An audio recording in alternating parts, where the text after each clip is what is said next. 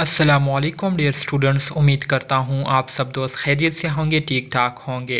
Dear students, आज की इस वीडियो में हम BSN 7th सेमेस्टर के सब्जेक्ट क्रिटिकल केयर नर्सिंग के यूनिट नंबर 2 के पार्ट ए, जो कि हमारे साथ हीमोडायनेमिक मॉनिटरिंग है, इसका हम जो है पार्ट 3 आज डिस्कस करेंगे और इसको समझने की कोशिश करेंगे।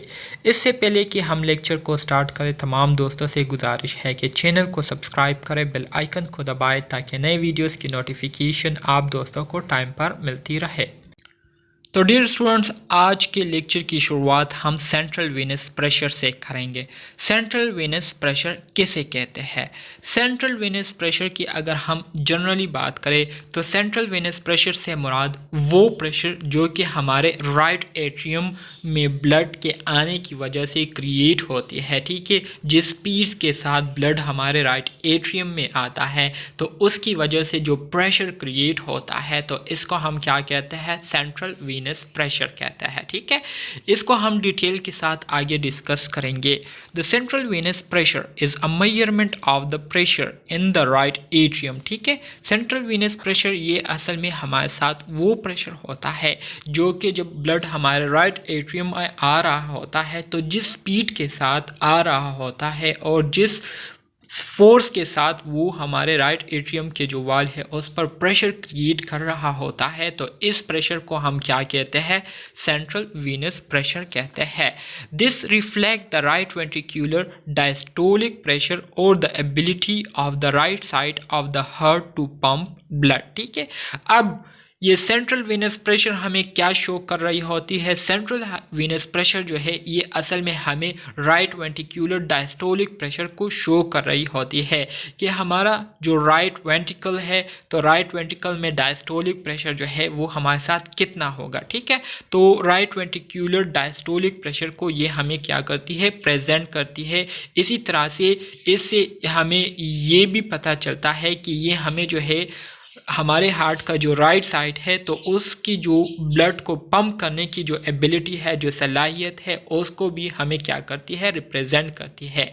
मतलब इसका ये है कि सेंट्रल वेनस प्रेशर से हम राइट वेंट्रिकुलर डायस्टोलिक प्रेशर को भी देख सकते हैं और इसी तरह से हार्ट का जो राइट साइड है उस राइट साइड की जो ब्लड को पंप करने की जो एबिलिटी है उसको भी हम चेक कर सकते हैं, ठीक है। हम मालूम कर सकते हैं कि आया कितनी मिकदार में ये right side of the heart जो है ब्लड को पंप आउट करता है, ठीक है। ठीक करता है या कम करता है, ठीक है, ज़्यादा करता है या कम करता है। तो इन दोनों चीज़ों को जो है हम सेंट्रल वेनस प्रेशर के ज़रिए क्या कर सकते हैं? आइडेंटिफाई कर सकते हैं, इसको मालूम कर सकते हैं। This is a valuable tool for assessing relationship between cardiac action, vascularity and blood volume. और इसी तरह से सेंट्रल वेनस प्रेशर जो है ये एक बहुत ही इम्पोर्टेंट प्रेशर है, बहुत ही इम्पोर्टेंट टूल है, बहुत ही इम्पोर्टेंट प्रोसीजर होता है, बहुत ही इम्पोर्टेंट सिस्टम होता है जिसके ज़रिए हम कार्डियक एक्शन मतलब हार्ट के जो फंक्शन है, इसी तरह से हार्ट के वेसल्स की जो फंक्शन है और इसके साथ साथ जो ब्लड वॉल्यूम है, ठीक है, जो कि हार्ट के हार्ट में एंटर होती है, तो इन तीनों चीज़ों के दरमियान जो रिलेशनशिप होता है, जो एसोसिएशन होती है, तो इन तीनों चीज़ों के दरमियान उस एसोसिएशन, उस रिलेशनशिप को भी हम क्या कर सकते हैं? इसी सेंट्रल वेनस प्रेशर के ज़रिए मालूम कर सकते हैं, उसकी हम असेसमेंट कर सकते हैं, ठीक है। However, इसके अलावा keep in mind that the central venous pressure is not accurate for the measurement of left ventricular function and may be the last parameter to change, ठीक है। इसके अलावा अगर हम ये चाहे कि सेंट्रल वेनस प्रेशर के ज़रिए हम लेफ़्ट वेंट्रिकुलर फंक्शन को जो है मालूम करना चाहते हैं तो आपको जो है ये बात जो है जहन में रखनी चाहिए कि सेंट्रल वेनस प्रेशर के ज़रिए आप हार्ट के जो लेफ़्ट वेंट्रिकल्स के जो फंक्शन है उसको आप सही तरीके से मालूम नहीं कर सकते, क्योंकि हो सकता है कि लेफ़्ट वेंट्रिकल्स के जो फंक्शन है वो फेज़ किसी भी फेज़ के आखिर में जो है उसमें चेंजेस आ जाए, तब्दीली आ जाए। तो इस चेंजेस तब्दीलियों के आने की वजह से आपकी जो रीडिंग है उसमें भी चेंजेस, उसमें भी तब्दीलियाँ आ सकती है, जिसकी वजह से आपको वो रीडिंग या आपको जो इंफॉर्मेशन मिलेगी तो वो फिर एक्यूरेट इंफॉर्मेशन नहीं मिलेगी। ठीक है, तो इस वजह से सेंट्रल वेनस प्रेशर के ज़रिए जो है हम लेफ़्ट वेंट्रिकल्स के जो फंक्शन है उसको एक्यूरेटली डिटरमाइन, एक्यूरेटली उसको मेजर नहीं कर सकते। ठीक है, still for those patient in home fluids are a concern it is a valuable diagnostic tool. इसके अलावा ऐसे पेशेंट जिनकी हम फ्लूइड की रीडिंग करना चाहते हैं, उनकी जो फ्लूइड कंसंट्रेशन है उसको डायग्नोज करना चाहते हैं, तो ऐसे पेशेंट के लिए सेंट्रल वेनस प्रेशर जो है ये एक बहुत ही इम्पोर्टेंट टूल है, बहुत ही फ़ायदेमंद टूल है और बहुत ही ज़्यादा इफ़ेक्टिव टूल है, जिसके ज़रिए हम उनके फ्लूइड के हवाले से एक्यूरेटली इंफॉर्मेशन को गैदर कर सकते हैं। ठीक है, on the basis of central venous pressure reading, decision for the replacement or restriction of fluid can be prescribed more accurately। इसी तरह से सेंट्रल वेनस प्रेशर रीडिंग के बेस पर जो है हम किसी भी चीज़ को रिप्लेस करने के हवाले से भी डिसीजन ले सकते हैं, या किसी फ्लूइड को जो है उसकी रिस्ट्रिक्शन के हवाले से हम जो डिसीजन लेते हैं तो वो हम ज़्यादा एक्यूरेटली जो है ले सकते हैं। किस वजह से ले सकते हैं? अगर हम वो फैसला सेंट्रल वेनस प्रेशर की रीडिंग के बेस पर करते हैं तो हमारे साथ वो डिसीजन, वो फैसले पर ज़्यादा ठीक होंगे, ज़्यादा एक्यूरेट होंगे और उसमें जो है कोई ख़राबी जो है वो नहीं होगी। ठीक है, the normal reading for central venous pressure is 2 to 6 millimetre mercury. अब MCQs के हवाले से ये पॉइंट बहुत ज़्यादा इम्पोर्टेंट है कि हमारे साथ जो सेंट्रल वेनस प्रेशर होता है तो इसकी जो नॉर्मल रीडिंग है तो वो 2 से लेकर 6 मिलीमीटर मर्करी तक होती है। ठीक है, fluid may be pushed until adequate central venous pressure and pulmonary artery which pressure are reached। इसी तरह से जो फ्लूइड होता है तो ये उस वक्त तक जो है राइट एट्रियम में पुश अप हो रहा होता है जब तक जो सेंट्रल वेनस प्रेशर और पल्मोनरी आर्टरी विच प्रेशर ये अपने जो पॉइंट है, अपने जो मैक्सिमम पॉइंट है उस तक नहीं पहुंचते।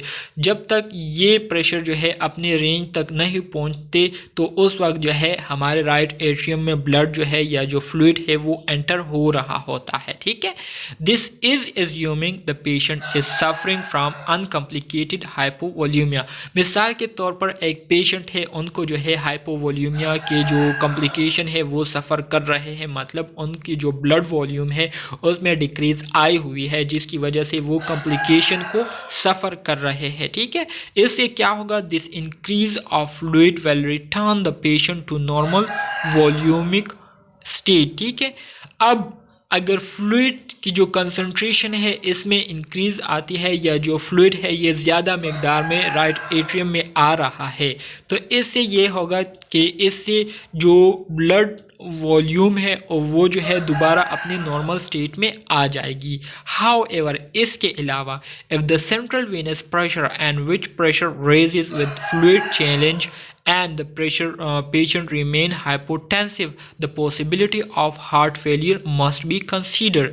इसके अलावा अगर सेंट्रल वेनस प्रेशर और जो पल्मोनरी विच प्रेशर होता है, अगर ये जो है जो फ्लूइड की जो इंक्रीज कंसंट्रेशन है इसके साथ साथ ये सेंट्रल वेनस प्रेशर और विच प्रेशर ये भी इंक्रीज़ होते हैं तो इससे ये होगा कि पेशेंट जो है वो हाइपोटेंसिव हो जाएगा और फिर हार्ट के फेल होने के जो चांसेस है वो फिर ज़्यादा होंगे। ठीक है, one of the most frequent cause of a decrease in central venous pressure is hypovolemia, which result in an increased venous return।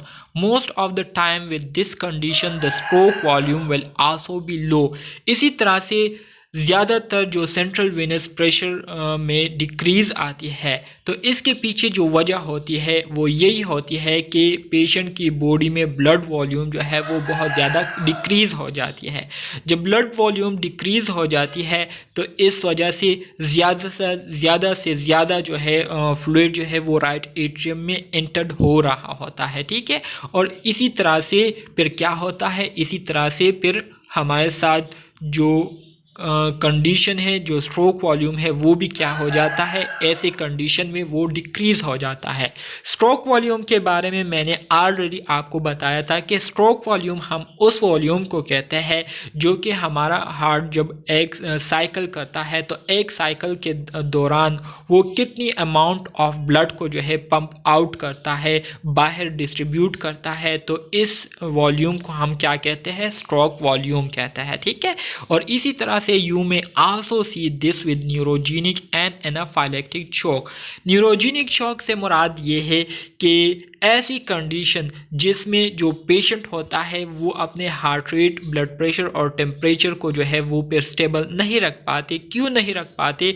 क्योंकि उनकी जो स्पाइनल इंजरी हुई होती है, तो स्पाइनल इंजरी के काज होने की वजह से उनका जो नर्वस सिस्टम होता है वो डैमेज हो जाता है। जब नर्वस सिस्टम डैमेज हो जाता है तो मतलब फिर जो सिग्नल ट्रांसफॉर्मेशन, न्यूरॉन के जो सिग्नल ट्रांसफ़र करने का जो प्रोसेस होता है वो डिस्टर्ब हो जाता है, जिसकी वजह से फिर हमारा जो हार्ट रेट रिदम होता है वो भी डिस्टर्ब हो जाता है, एबनॉर्मल हो जाता है। इसी तरह से ब्लड प्रेशर भी एबनॉर्मल हो जाती है और टेम्परेचर भी फिर स्टेबल नहीं रहती। तो ऐसी कंडीशन में जब पेशेंट शॉक में जाता है तो इसको फिर हम क्या कहते हैं, न्यूरोजेनिक शॉक कहते हैं।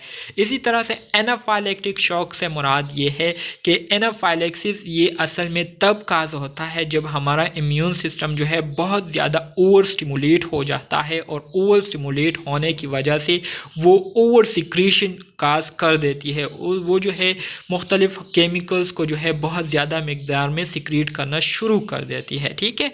और ऐसी कंडीशन में फिर पेशेंट जो है वो अचानक शॉक में चले जाते हैं। शॉक में इस तरह से जाते हैं कि उनका जो ब्लड प्रेशर होता है वो एकदम से क्या हो जाती है, ड्रॉप हो जाती है, डिक्रीज़ हो जाती है। और इसी तरह से उनके जो एयरवेज होते हैं वो नैरो हो जाते हैं, जिसकी वजह से वो फिर प्रॉपर तरीके से ब्रीथिंग नहीं कर पाते। और इसी तरह से ऐसे पेशेंट में जो साइन सिम्टम फिर देखने को मिलते हैं वो ये होते हैं कि उनके जो पल्स होते हैं वो बहुत ज़्यादा रैपिडली वो जो है पल्सेशन करती है, लेकिन वीक पल्सेशन होती है। इसके साथ साथ उनके स्किन पर रेशेस जो है वो आ जाते हैं, पेशेंट को जो है नाजिया होती है और वॉमिटिंग जो है वो करते हैं, ठीक है।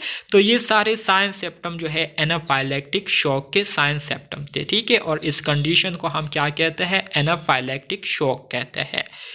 इसके अलावा an increase in central venous pressure में result from over hydration causes increase venous return और राइट साइडेड हार्ट फेलियर। इसके अलावा अगर सेंट्रल वेनस प्रेशर में इंक्रीज़ आती है, सेंट्रल वेनस प्रेशर जो है ये नॉर्मल रेंज से ज़्यादा होती है, तो इसके पीछे वजह ये होती है कि हमारी बॉडी में जो फ्लूइड की कंसंट्रेशन होती है वो बहुत ज़्यादा होती है, ओवर हाइड्रेशन काज हो जाती है, ठीक है। ओवर हाइड्रेशन के काज होने की वजह से फिर राइट एट्रियम में ज़्यादा मिकदार में जो है फ्लूइड एंटर्ड होता है, और इसी तरह से फिर ख़तरा होता है कि पेशेंट को क्या हो जाए, राइट साइडेड हार्ट फेलियर काज हो जाए, ठीक है। तो उम्मीद करता हूँ इसकी समझ आप दोस्तों को आ गई होगी। If the stroke volume is high, इसके अलावा अगर स्ट्रोक वॉल्यूम ये बहुत ज़्यादा हाई है, मतलब 1 मिनट में या 1 साइकिल में ब्लड जो है वो अपने नॉर्मल रेंज से ज़्यादा ब्लड, हार्ट जो है वो अपने नॉर्मल रेंज से ज़्यादा ब्लड को जो है पंप आउट कर रहा है, तो इसका मतलब ये है कि स्ट्रोक वॉल्यूम जो है ये हाई हो गई है। With an increase central venous pressure, तो इससे क्या होगा, right ventricular dysfunction is assume. अगर स्ट्रोक वॉल्यूम हाई हो गई सेंट्रल वेनस प्रेशर के हाई होने के साथ, सेंट्रल वेनस प्रेशर के इंक्रीज होने के साथ, तो इससे फिर राइट वेंट्रिकल में हार्ट के राइट वेंट्रिकल के फेल होने के जो चांसेस है, या राइट वेंट्रिकल के फंक्शन जो है वो एबनॉर्मल होने के जो चांसेस है वो फिर ज़्यादा होंगे, ठीक है। इसके साथ साथ cardiac टेम्पनेट constricted pericarditis, pulmonary hypertension, tricuspid stenosis and regurgitation may also cause increase in central venous pressure. Cardiac tamponade के बारे में मैंने आपको स्टार्ट में ही बताया था कि कार्डियक टेम्पनेट ये एक ऐसी कंडीशन होती है जब हमारे हार्ट के इर्द गिर्द जो कैविटी होती है उसमें जो है पेरिकार्डियल फ्लूइड जो है वो बहुत ज़्यादा जमा हो जाता है, या कोई भी फ्लूइड जो है उसकी एबनॉर्मल एक्यूमुलेशन हो जाती है, वो जमा हो जाती है। तो इस कंडीशन को हम क्या कहते हैं? इस कंडीशन को हम कार्डियक टेम्पनेट कहते हैं। इसी तरह से कंस्ट्रक्टेड पेरिकार्डाइटिस से मुराद ये है कि जो हमारे हार्ट के इर्द गिर्द जो मेम्ब्रेन होता है, पीरी मीन सराउंडेड और cardiac mean surrounded heart around the heart, ठीक है, हार्ट के इर्द गिर्द जो होता है। सो हार्ट के इर्द गिर्द जो मेम्ब्रेन होता है वहाँ पर इन्फ्लेमेशन काज हो जाती है। इसी तरह से पल्मोनरी हाइपरटेंशन का होना, ट्राइकोस्पिड जो वाल होते हैं उसका नैरो हो जाना, इसके अलावा रिगर्गिटेशन से मुराद फ्लूइड का दोबारा वापस जो है हार्ट में आना, इसको रिगर्गिटेशन कहते हैं। तो इन सारे कंडीशन, इन सारे सिचुएशन से जो है, इन सारे सिचुएशन की वजह से जो सेंट्रल वेनस प्रेशर है उसमें क्या आती है? उसमें इंक्रीजमेंट आती है, वो नॉर्मल से ज़्यादा इंक्रीज़ होती है, ठीक है, जिसकी वजह से फिर हार्ट, राइट साइड हार्ट के फेल होने के चांसेस बहुत ज़्यादा होते हैं। तो ये मुख्तलिफ डायग्राम है, इसको आप फिर ख़ुद जो है देख सकते हैं, ठीक है, इसमें कोई एक्सप्लेनेशन वाली बात मेरे ख्याल में नहीं है। तो ये वो टूल्स है जिसके ज़रिए हम क्या करते हैं? सेंट्रल वेनस प्रेशर को मेजर करते हैं, ठीक है, इसको भी डिटेल के साथ आगे पढ़ेंगे। राइट वेंट्रिक्यूलर प्रेशर, अब हम बात करेंगे राइट वेंट्रिक्यूलर प्रेशर की। इससे पहले हमने सेंट्रल वेनस प्रेशर की बात की, और सेंट्रल वेनस प्रेशर में हमने ये बात की थी कि सेंट्रल वेनस प्रेशर से मुराद ये है कि हमारे हार्ट के जो राइट एट्रियम है उसमें ब्लड जिस स्पीड के साथ आता है या फ्लूइड जिस स्पीड के साथ आता है तो उससे एक प्रेशर प्रोड्यूस होती है। तो उस प्रेशर को हम क्या कहते हैं? जो कि राइट एट्रियम से प्रोड्यूस होती है उसको हम सेंट्रल वेनस प्रेशर कहते हैं, ठीक है। अब राइट वेंट्रिक्यूलर प्रेशर से मुराद ये है कि हमारे राइट साइड के जो राइट एट्रियम होता है तो उस एट्रियम में जो ब्लड होता है वो जब नीचे राइट वेंट्रिकल में आती है तो जिस स्पीड के साथ आती है उससे एक प्रेशर क्रिएट होता है। तो राइट वेंट्रिकल में जो प्रेशर प्रोड्यूस होता है तो उस प्रेशर को हम राइट वेंट्रिक्यूलर प्रेशर कहते हैं, ठीक है। The right ventricular pressure can only be measured if a pulmonary artery catheter has been inserted into the right atrium and the tip of the catheter is advanced and allowed to travel through the tricuspid wall with a blood into the right ventricle.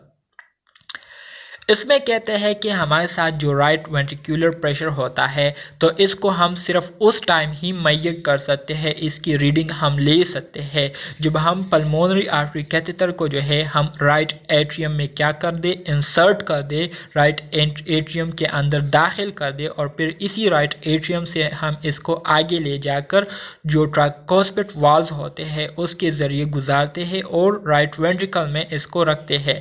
तो फिर right ventricle में जिस pressure के साथ blood आता है तो वो प्रेशर जो है ज़ाहिरी बात है इस कैथेटर पर भी जो है आती है और इस कैथेटर में एक डिवाइस लगा होता है जिसके ज़रिए हमें फिर अंदरूनी प्रेशर के हवाले से जो है डायरेक्टली पता जो है वो चलता है, डायरेक्टली हमें रीडिंग जो है वो मिलती है। तो इस तरीके से हम राइट वेंट्रिक्यूलर प्रेशर को आइडेंटिफाई कर सकते हैं, उसकी रीडिंग जो है हम ले सकते हैं। The normal pressure with in the right ventricle should be between 20 to 30 millimeter mercury systolic and less than 5 millimeter mercury diastolic। MCQs के हवाले से ये पॉइंट बहुत ज़्यादा इंपॉर्टेंट है कि हमारे साथ जो नॉर्मल प्रेशर है राइट वेंट्रिकल में तो उसकी रेंज जो है 20 से लेकर 30 मिलीमीटर मर्करी सिस्टोलिक होनी चाहिए। इसके दरमियान जो है सिस्टोलिक होनी चाहिए, मतलब 20 to 30 के दरमियान जो है सिस्टोलिक प्रेशर होनी चाहिए और डायस्टोलिक प्रेशर जो है वो 5 मिलीमीटर मर्करी से कम होनी चाहिए, ठीक है।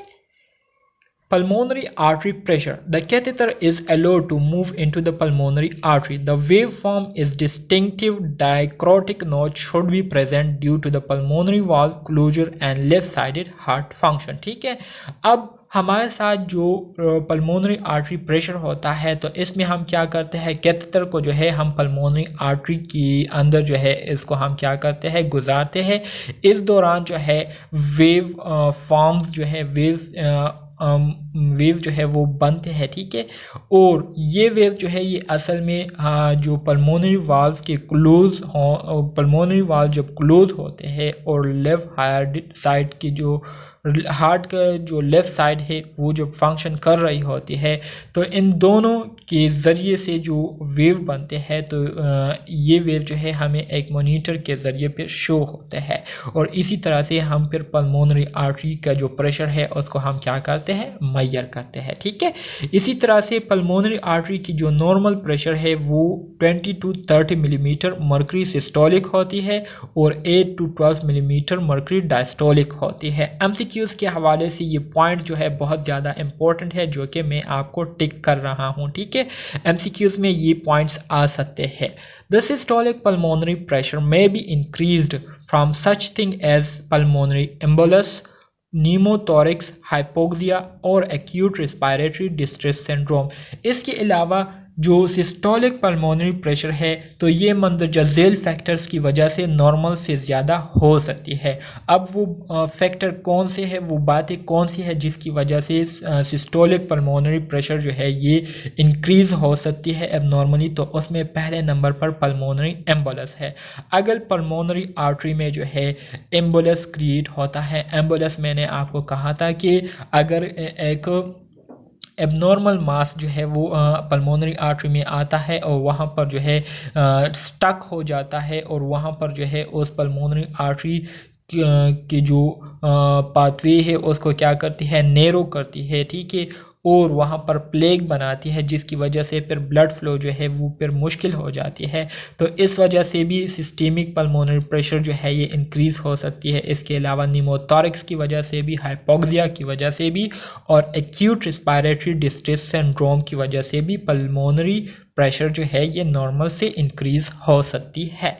इसके साथ साथ diastolic pressure of the right ventricle की अगर हम बात करें तो ये भी मंदरजा झेल फैक्टर की वजह से इंक्रीज़ हो सकती है, जिसमें कंस्ट्रिक्टिव पेरिकार्डाइटिस हो गया, कार्डियक टेम्पनेट हो गई, ठीक है। इन दोनों चीज़ों की वजह से डायस्टोलिक प्रेशर जो है राइट वेंट्रिकल का इंक्रीज़ हो सकता है। इसके अलावा जो पल्मोनरी आर्टरी प्रेशर है तो ये मंदरजा झेल चीज़ों की वजह से डिक्रीज़ हो सकती है, जिसमें हाइपोवॉल्यूमिया मतलब ब्लड वॉल्यूम का कम हो जाना और इसके साथ साथ शॉक का काज हो जाना। तो इन चीज़ों की वजह से पल्मोनरी आर्टरी का जो प्रेशर है वो डिक्रीज़ हो सकता है। और ये वो टूल्स है जिसके ज़रिए हम इन मंदरजा झेल प्रेशर को क्या करते हैं, मेजर करते हैं, जो कि हमने अभी पढ़ी, जो कि हमारे साथ राइट वेंट्रिकुलर प्रेशर हो गया, राइट एट्रिकुलर प्रेशर हो गया, इसी तरह से हमारे साथ पल्मोनरी आर्टरी प्रेशर हो गया। तो ये सारे प्रेशर हम इन मंदरजा झेल टूल के ज़रिए क्या करते हैं, मंदरजा झेल टूल्स के ज़रिए हम मेजर करते हैं। अब हम बात करेंगे पल्मोनरी आर्टरी विच प्रेशर की। पल्मोनरी आर्टरी विच प्रेशर किसे कहते हैं? The pulmonary artery catheter is inflated as the pulmonary artery catheter makes its way into a small capillary vessels and become wedge, ठीक है। कहते हैं कि जो पल्मोनरी आर्टरी कैथेटर होता है तो इसकी इन्फ्लेशन होती है, ये असल में हम इसको इन्फ्लेट कर सकते हैं और ये इन्फ्लेट तब ही होता है जब ये कैथेटर पल्मोनरी आर्टरी के ज़रिए अपना रास्ता बनाती है और हमारे जो कैपिलरी वेसल्स होते हैं, जब कैपिलरीज तक ये पहुंच जाते हैं तो वहाँ पर पहुंचने के बाद ये क्या करती है, उस एरिया को क्या करती है, उस एरिया में ये इन्फ्लेम हो जाते हैं, ये बैलून की तरह से स्वेलअप हो जाते हैं और उस एरिया को थोड़ा सा क्या कर देते हैं, थोड़ा सा ब्लॉक कर देते हैं, ठीक है।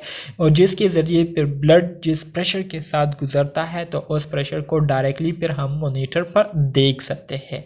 The pulmonary artery which pressure में बी मेजर्ड। इसी तरह से generally this measurement is more important than the central Venus pressure. Pulmonary artery which pressure को जो है हम मेजर कर सकते हैं और पल्मोनरी आर्टरी विच प्रेशर जो है ये सेंट्रल वीनस प्रेशर से ज़्यादा इम्पोर्टेंट होता है, ठीक है। तो ये हमारे साथ डिफरेंट डायग्राम है जिसके ज़रिए हम क्या करते हैं, मुख्तलिफ़ तरीक़ों से पल्मोनरी आर्टरी वेज प्रेशर, इसी तरह से पल्मोनरी आर्टरी प्रेशर और राइट वेंट्रिकुलर प्रेशर और राइट एट्रियम में जो मुख्तलिफ प्रेशर होते हैं वो हम देख सकते हैं। ये हमारे साथ राइट एट्रियम के प्रेशर होते हैं, ये राइट वेंट्रिकल के, ये पल्मोनरी आर्टरी के, और ये पल्मोनरी कैपिलरी वेज प्रेशर के जो वेज आर्टरी के जो प्रेशर है उसको हम मेजर करते हैं। ठीक है। Left ventricular function may be assessed by using pulmonary catheter wedge pressure, which would provide an indirect measurement of preload. With a normal stroke volume, the wedge pressure should be for 4 to 12 millimetre mercury. इसी तरह से जो left ventricular function है तो इसकी भी हम assessment कर सकते हैं पल्मोनरी कैथेटर वेज प्रेशर के ज़रिए। ठीक है।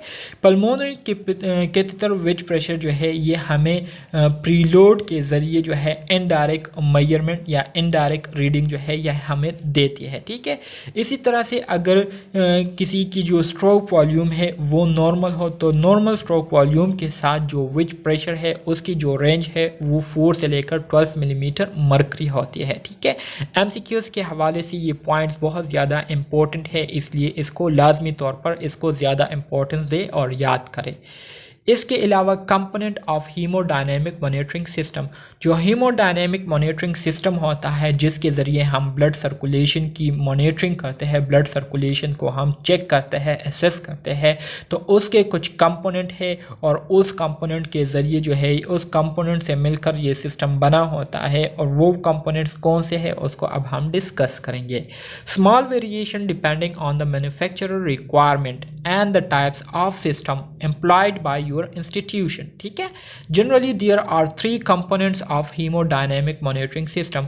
जो हीमोडायनेमिक मॉनिटरिंग सिस्टम है तो बेसिकली आमतौर पर ये 3 चीज़ों से मिलकर बना हुआ है। ठीक है। अब वो 3 चीज़ें कौन सी है, इसमें पहले नंबर पर हमारे साथ ट्रांसड्यूसर्स आते हैं। ट्रांसड्यूसर ये वो डिवाइसेस होते हैं जो कि क्या करती है, which changes the mechanical energy और the pressure of pulse into electrical energy. जो मैकेनिकल एनर्जी होती है या पल्स पर जो प्रेशर लग रहा होता है तो उस प्रेशर को ये ट्रांसड्यूसर्स क्या करते हैं, इलेक्ट्रिकल सिग्नल्स में उस प्रेशर को क्या करती है, कन्वर्ट करती है। फिर इसके बाद जो दूसरा कंपोनेंट है उसको एम्पलीफायर कहते हैं हम। एम्पलीफायर का काम ये होता है कि is located inside the bed side monitor. Bed side पर मौजूद जो मोनीटर होता है तो ये एम्पलीफायर उस मोनीटर में मौजूद होता है। ठीक है। उस मोनीटर में लगा हुआ होता है। इसका काम ये होता है कि it increases the size of signals from the transducer. Transducer से जो इलेक्ट्रिकल सिग्नल्स आ रहे होते हैं तो उस इलेक्ट्रिकल सिग्नल्स की जो साइज है उसको बढ़ाकर उसको जो है उसकी जो रेंज है या उसकी जो साइज है उसको बढ़ाकर हमें क्या करती है, हमें दिखाती है। ठीक है। और जो तीसरा कंपोनेंट है हीमोडायनेमिक मॉनिटरिंग सिस्टम का वो है रिकॉर्डर या मॉनिटर। रिकॉर्डर और मॉनिटर का काम ये होता है कि ये हमें वो इंफॉर्मेशन प्रोवाइड करती है, वो इंफॉर्मेशन हमें शो करती है जो कि हमें ट्रांसड्यूसर और एम्पलीफायर ने क्या की होती है, हमें दी हुई होती है। तो ट्रांसड्यूसर और एम्पलीफायर से जो इंफॉर्मेशन आती है तो उसको हम फिर मॉनिटर पर क्या करते हैं, उस मॉनिटर पर हम फिर उसको देखते हैं। ठीक है। तो जैसे कि आप देख सकते हैं ट्रांसड्यूसर का काम ये होता है कि ये मैकेनिकल या जो प्रेशर होता है, ठीक है, जो कि पल्स पर लग रहा होता है तो उस प्रेशर को इलेक्ट्रिकल सिग्नल में कन्वर्ट करती है। एम्पलीफायर का काम ये होता है कि ये उस इलेक्ट्रिकल सिग्नल्स जो कि ट्रांसड्यूसर से आए हुए होते हैं तो उसको जो है उसकी जो साइज़ है उसको इंक्रीज़ कर देती है और फिर मॉनिटर के ज़रिए वो सिग्नल जो है हमें क्या होती है, हमें शो होती है, जिसको फिर हम रीड करके उससे रीडिंग हासिल करते हैं। तो ये हमारे साथ वो डिफरेंट टूल्स है जिसके ज़रिए हम क्या करते हैं, हीमोडायनेमिक मॉनिटरिंग करते हैं। ठीक है। ये आप देख सकते हैं ये मॉनिटर होता है और इस मॉनिटर के ज़रिए ये सिग्नल जो कि हमें ये नज़र आ रहे हैं ये असल में ट्रांसड्यूसर और एम्पलीफायर दोनों ने मिलकर जो है ये हमें मॉनिटर तक हमें पहुंचाए हुए होते हैं और फिर मॉनिटर पर हम इसको देखकर इसकी रीडिंग से क्या करते हैं, इंटरप्रिटेशन लेते हैं, डेटा लेते हैं और इसके मुताबिक हम अपने पेशेंट को क्या करते हैं, ट्रीटमेंट देते हैं। Some supplemental equipment is also required. इसके अलावा कुछ ऐसे इक्विपमेंट भी है जो कि हमें हस्ब ज़रूरत उसकी क्या होती है, ज़रूरत होती है। अगर मौजूद है तो अच्छी बात है, अगर नहीं मौजूद तो इतनी ज़्यादा इफ़ेक्ट इसकी नहीं होती। तो उसमें पहले नंबर पर हमारे साथ प्रेशर ट्यूबिंग है। Pressure tubing is necessary sense changes in pressure from tubing distension will affect reading. Pressure tubing जो है ये बहुत ज़्यादा ज़रूरी होता है, क्योंकि ट्यूब के डिस्टेंट हो जाने की वजह से, ट्यूब के खुल जाने की वजह से जो प्रेशर होता है उसमें बहुत ज़्यादा चेंजेस आती है, जिसकी वजह से हमारी जो रीडिंग है वो भी बहुत ज़्यादा इफ़ेक्ट हो सकती है। ठीक है, the tubing must have a condition flush device as well as a manual one with transducer. इसी तरह से जो ट्यूबिंग है इसमें एक कंटिन्यूस फ्लश डिवाइस भी होनी चाहिए और इसके साथ साथ एक मैनुअल ट्रांसड्यूसर भी होना चाहिए। ठीक है, there must be a pressure bag containing a heparin solution of 1000 units in 500 milliliter of normal saline। इसी तरह से इसके साथ साथ एक प्रेशर बेग भी होना चाहिए जिसमें हेपरिन जो है वो 100 unit in 5 millilitre of normal saline में होनी चाहिए। ठीक है, there should be a pressure cable भी इसमें होना चाहिए that carries information from the transducer to the amplifier, जो कि ट्रांसड्यूसर से इंफॉर्मेशन को ट्रांसफ़र करती हो किस की तरफ, एम्पलीफायर की तरफ, और एम्पलीफायर पर उस इंफॉर्मेशन को सेंड करके मॉनिटर तक पहुंचाती है और मॉनिटर के ज़रिए फिर उसको हम क्या करते हैं, विजुअलाइज करते हैं, उसको हम फिर देखते हैं। ठीक है, ensuring accuracy of haemodynamic monitoring. तो डायनेमिक मॉनिटरिंग की जो एक्यूरेसी है उसकी हम किस तरह से इंश्योरेंस करेंगे कि ये मॉनिटरिंग जो हम मॉनिटर कर रहे हैं या जो रीडिंग हमें मिल रही है ये ठीक है या नहीं। तो इसके लिए मंदरजा झील प्रोसीजर्स है। The catheter must be appropriately referenced and zeroed for accurate diagnostic information to be obtained।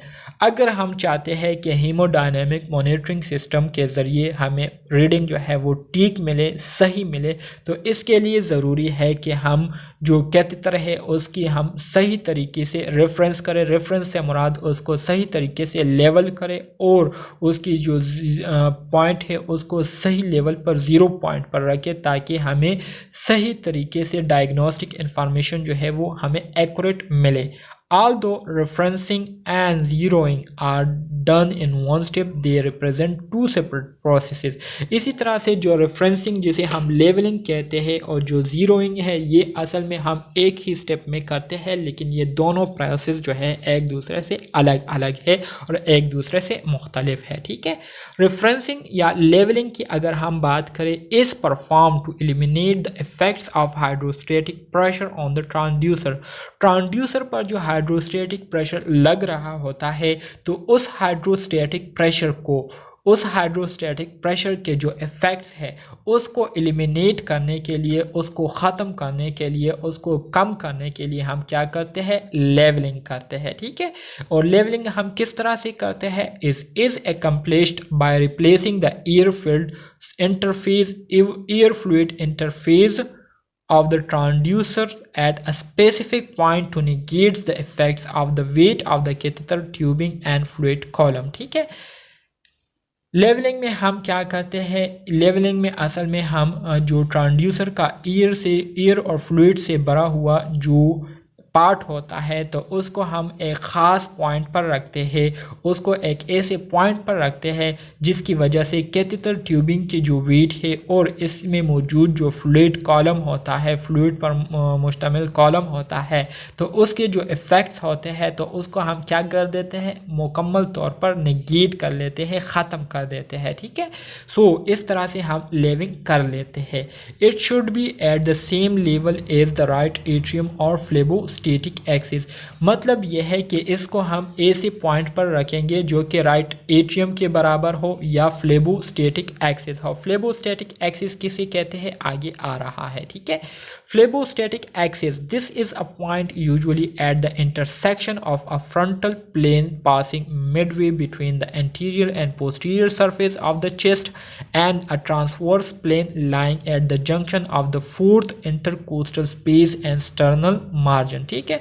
फ्लेबोस्टैटिक axis ये असल में पॉइंट होता है, वो एरिया होती है जो कि अगर हम फ्रंटल प्लेन के हवाले से इसको देखें तो ये फ्रंटल प्लेन के बिल्कुल मिड वे में, मतलब एंटीरियर और posterior surface of the chest के जो एंटीरियर और पोस्टीरियर सरफेस है इसके बिल्कुल दरमियान में होता है, जिसको हम मिड एक्सिलरी लाइन भी कहते हैं। और अगर ट्रांसवर्स प्लेन में हम इसको डिफाइन करें तो ये फोर्थ इंटरकोस्टल स्पेस और स्टर्नम का जो मार्जिन है इसके दरमियान में होता है, जंक्शन में होता है, ठीक है। It is important to note that this phlebostatic level changes with the differences in position of the patient. कहते हैं कि ये बात भी याद रखना बहुत ज़्यादा ज़रूरी है कि अगर हम पेशेंट के पोजीशन को चेंज करते हैं तो इसके साथ साथ फ्लेबोस्टैटिक लेवल जो है उसमें भी चेंजेस आएगी। जैसे कि आप इस डायग्राम में देख सकते हैं, इस एरिया को क्या कहते हैं, इस एरिया को फ्लेबोस्टैटिक एक्सिस कहते हैं, ठीक है। तो उम्मीद करता हूँ इसकी समझ आप दोस्तों को अब आ गई होगी, कोई कन्फ्यूजन इस हवाले से आपको नहीं होगी। फ्लेबोस्टैटिक एक्सिस से मुराद ये सेंट्रल एरिया जो है इसको क्या कहते हैं, फ्लेबोस्टैटिक एक्सिस कहते हैं, ठीक है, जो कि मिड एक्सिलरी लाइन से गुजरती है। ये मिड एक्सिलरी लाइन है, ठीक है, और ये हमारे साथ फोर्थ इंटरकोस्टल स्पेस और जो क्या कहते हैं स्टर्नम का जो मार्जिन है उसके दरमियान में होता है, ठीक है। और ये जो पोस्टीरियर एंटीरियर और पोस्टीरियर, ये पोस्टीरियर है ये एंटीरियर है, तो इसके दरमियान में ये एरिया मौजूद होता है, ठीक है। तो ये मुख्तलिफ डायग्राम है, इसको आप देख सकते हैं। अब बात करेंगे ज़ीरोइंग की। ज़ीरोइंग क्या है? Zeroing is perform to eliminate the effects of atmospheric pressure on the transducer. इससे पहले हमने जो लेवलिंग की थी, तो लेवलिंग हमने इस मकसद के लिए की थी कि डिवाइस पर जो हाइड्रोस्टैटिक प्रेशर के इफ़ेक्ट है उसको ख़त्म करने के लिए हम लेवलिंग करते हैं, जबकि ज़ीरोइंग असल में हम ट्रांसड्यूसर पर एटमॉस्फेरिक प्रेशर के जो इफ़ेक्ट्स है तो उस एटमॉस्फेरिक प्रेशर के इफ़ेक्ट्स को ख़त्म करने के लिए हम क्या करते हैं, ज़ीरोइंग करते हैं। ज़ीरोइंग में हम क्या करते हैं, it is perform by opening the system to air to establish atmospheric pressure A0, ठीक है। मतलब ये है कि इसमें हम जो एटमॉस्फेरिक प्रेशर है उसको मुकम्मल तौर पर क्या करते हैं, उसको हम निकालते हैं और सिर्फ ट्रांसड्यूसर या जो ट्यूब होते हैं उसमें सिर्फ सिस्टम का जो प्रेशर है वो होता है, मतलब जो ब्लड होती है उसका प्रेशर होता है और बाकी किसी किस्म का प्रेशर उसमें नहीं होता। During zeroing the system is close only to the patient pressure, ठीक है। सिर्फ सिस्टम में पेशेंट की जो प्रेशर है, मतलब पेशेंट के ब्लड की वजह से जो प्रेशर क्रिएट हुई होती है तो वो प्रेशर इसमें होती है। All other sources of pressure remain exerted against the transducers, ठीक है।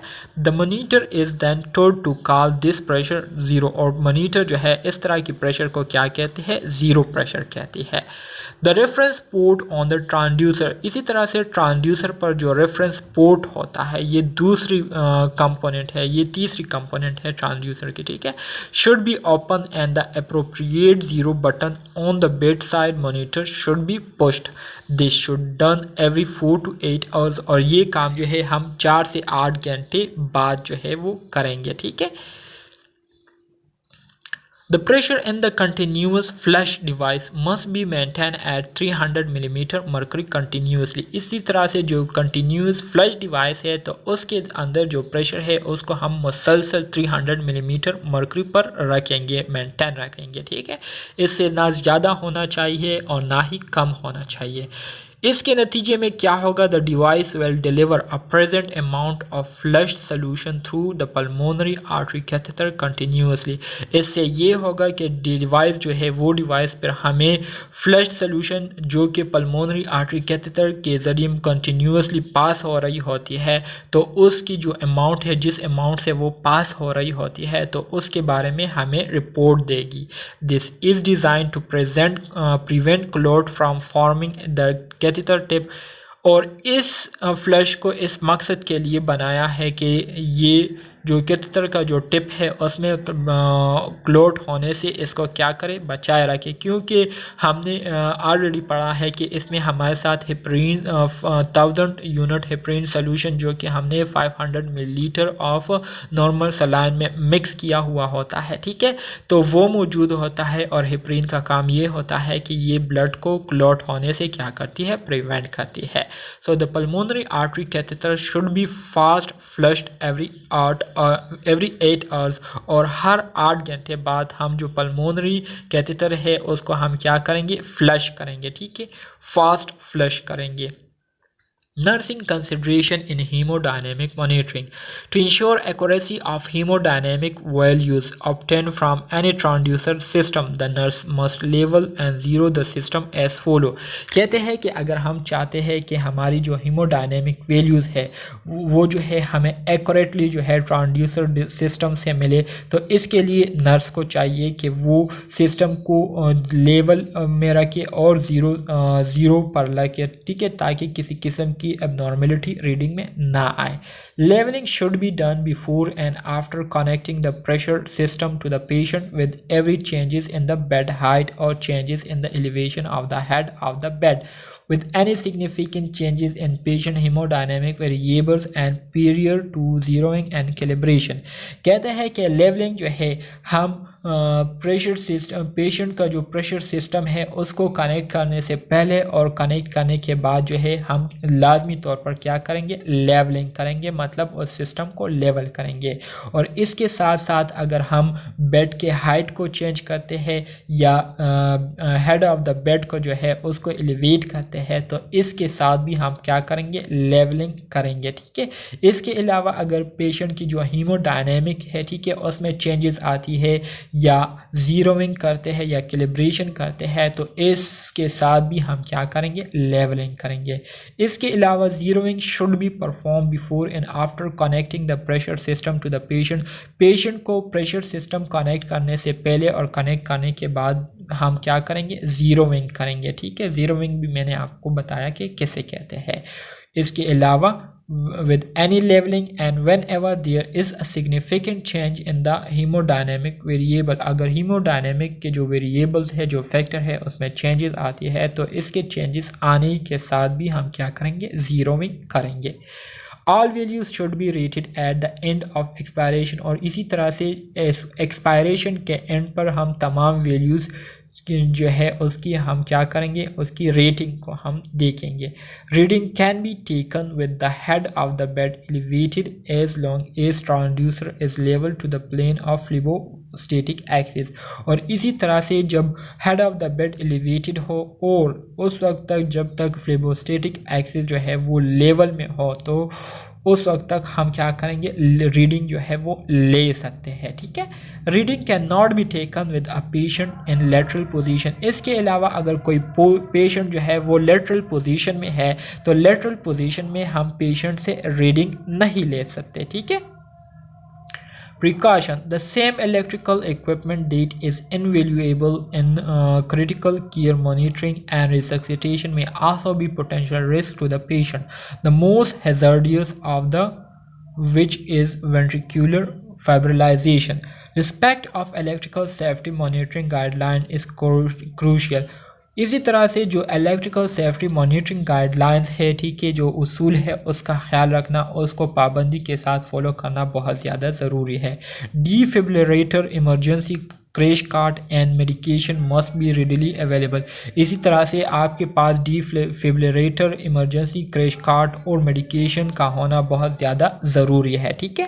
Patients who have pulmonary artery catheter are subjected to the same complication of other patients who have central venous line, ठीक है। वो patient जिनको pulmonary artery catheter जो है वो connect किया हुआ होता है, लगाया गया होता है, तो उनमें भी वही कॉम्प्लिकेशन जो है आ सकते हैं जो कि सेंट्रल वेनस लाइन वाले पेशेंट में आते हैं, जैसे कि among these are increase risk of infection, thrombosis and emboli. मतलब इनमें जो है इन्फेक्शन के लगने के चांसेस भी होते हैं, थ्रोम्बोसिस के होने के चांसेस भी होते हैं और एम्बोलाई की काज होने के चांसेस भी होते हैं। One complication that must to be avoided is constant wedging of the pulmonary artery catheter. और इसके साथ साथ एक कॉम्प्लिकेशन जो कि हम सबको अवॉइड करनी चाहिए वो ये है कि हमें बार बार जो है पल्मोनरी आर्टरी कैथेटर को जो है बार बार जो है उसको उतारना और लगाना नहीं चाहिए, ठीक है। This occur when the balloon is left introvert inadvertently inflated. It can also be a cause of pulmonary infection. इसकी वजह से pulmonary infection भी काज हो सकता है और pulmonary artery perforation भी काज हो सकती है। तो ये बाकी सिंपल स्लाइड्स है, इसको आप ख़ुद जो है रीड कर सकते हैं, इसमें एक्सप्लेनेशन की बात नहीं है, ये बहुत ज़्यादा आसान है, ठीक है। तो इसको आप फिर ख़ुद भी स्टडी कर सकते हैं। तो डियर स्टूडेंट्स, ये था हमारे साथ BSN 7 सेमेस्टर के सब्जेक्ट क्रिटिकल केयर नर्सिंग के यूनिट नंबर 2 का सेक्शन A, जो कि हमने मुकम्मल तौर पर कंप्लीट कर लिया है। उम्मीद करता हूँ इसकी समझ आप दोस्तों को आ गई होगी। इस सेक्शन के हमने तकरीबन 3 पार्ट को डिस्कस किए हैं, ठीक है। 3 पार्ट्स में हमने इस सेक्शन A को मुकम्मल किया है। तो अगर आपने पार्ट A को नहीं देखा है, पार्ट A के सेक्शन A के पार्ट 1 को नहीं देखा है या पार्ट 2 को नहीं देखा है, तो वो क्रिटिकल केयर नर्सिंग के प्लेलिस्ट में मौजूद है, उसको आप वहां जाकर देख सकते हैं, ठीक है। तो कोई क्वेश्चन हो, कोई भी कंफ्यूजन हो तो आप कमेंट बॉक्स में डायरेक्टली मुझसे पूछ सकते हैं। मिलते हैं नेक्स्ट यूनिट, मिलते हैं इस यूनिट के नेक्स्ट सेक्शन में। तब तक के लिए अल्लाह हाफिज़।